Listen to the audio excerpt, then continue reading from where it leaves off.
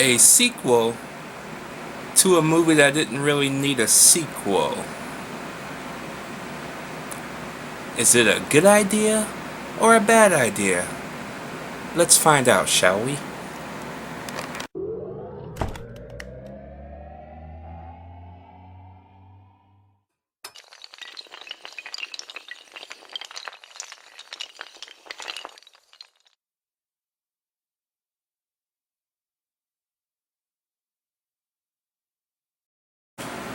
Welcome, ladies and gentlemen, to my re-review of Beyond the Poseidon Adventure. Of course, it's the sequel to the 1972 hit. And yeah, if you don't know, I reviewed this movie like almost 4 years ago now on my other channel, JWU Universe Reviews. Looking at that nowadays, I don't really care for that review anymore. So if you're ever on my old account and you see that, I stuttered a lot. I went a lot. I didn't like it.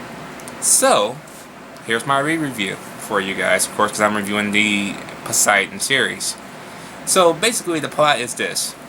A salvage boat that collects, of course, salvage parts, sees the chopper fly off in the distance and somewhere in the middle of the ocean. They decide to go over there and find out what that chopper was doing, because it seems kind of odd to them that the chopper would just come out in the middle of the ocean and then fly off from a scene that they were just at. And they discovered that the Poseidon is still afloat. And being that it's overturned in the middle of the ocean and nobody's around, they decide to board the ship to collect, jewelry, money, parts, anything they can salvage, because they're a salvage tug, of course. Another boat comes and you meet up with these other two guys who claim to be medics and looking for survivors. So they all agree and board the ship. Of course, they get stuck when the ship's entrance capsizes, or collapses, as I should say. But yeah.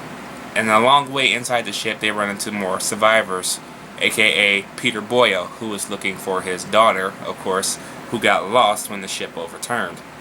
Which is somewhat of the same plot in the 2006 remake, Poseidon, which loosely borrows from both the first movie and this movie. So I thought that was pretty cool, because in the remake, Kurt Russell looks for his daughter shortly because she gets lost when the ship overturned, but it was only like a short amount of time before they reconnect. So that was interesting. And so, with the group of survivors now, they try to find a way off the ship. Of course, some of them are still trying to come what they wanted to get for.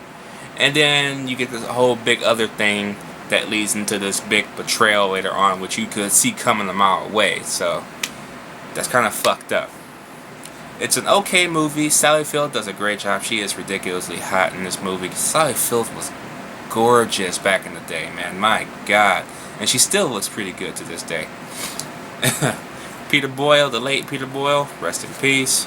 You were pretty good in this movie. I like Peter Boyle. Peter Boyle was a good actor. The acting was good. The effects at the time were good. So it wasn't too terrible of a movie. And it piqued your interest, but it didn't it didn't overstay its welcome. But it didn't leave its lasting impression on you. You know what I mean? It's like it came and it went. It didn't leave a big right in your face. Like, yeah, we hit you. Deal with it. You know what I mean? It was just like, okay, that's it. That's what we got. All in all, though, Beyond the Poseidon Adventure is still somewhat of an entertaining good time. My grade has changed back then, because back then I gave it a 2.5 out of 5, which was like a D- or D+. Now I'm going to give this movie a C+. I enjoy it for what it is. It's not too terrible, but it's not a great movie. It's far from the Poseidon Adventure good. But it's still worth a watch nowadays, and I consider it somewhat of a underrated sequel. Somewhat. Because it had potential to be great, but they just decided to go, well.